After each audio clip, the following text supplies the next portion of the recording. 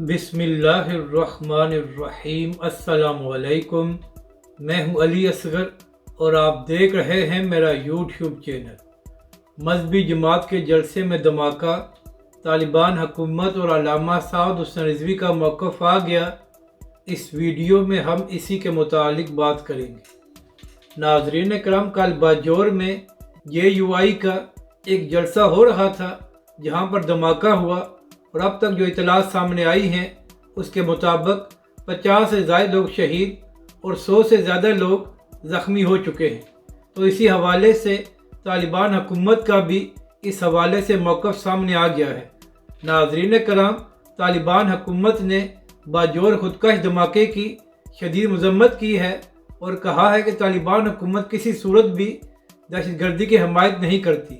जबकि दूसरी जानब तहरीक लब्बैक के सरबरा अल्लामा सऊद हुसैन रिजवी का भी एक बयान सामने आया है।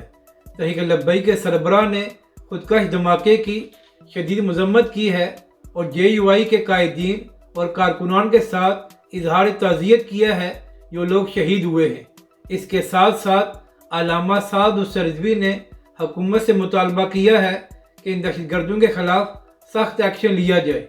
और नाज़रीन कराम, पुलिस ज़राए का कहना है कि जो बाजौर में धमाका हुआ है वो खुदकश हमला था और इसके पीछे दाइश हो सकती है।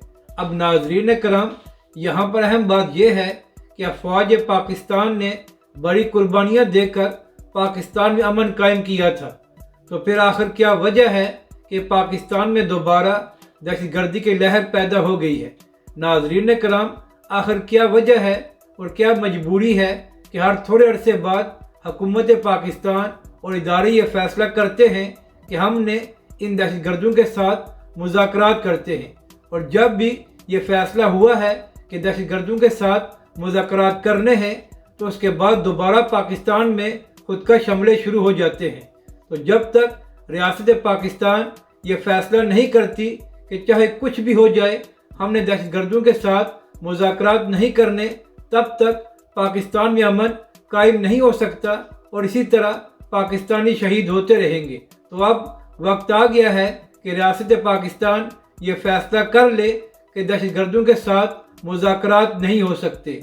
अपनी राय का ज़रूर इज़हार करें कि आपको ये वीडियो कैसी लगी और हमारे इस चैनल को भी सब्सक्राइब करें।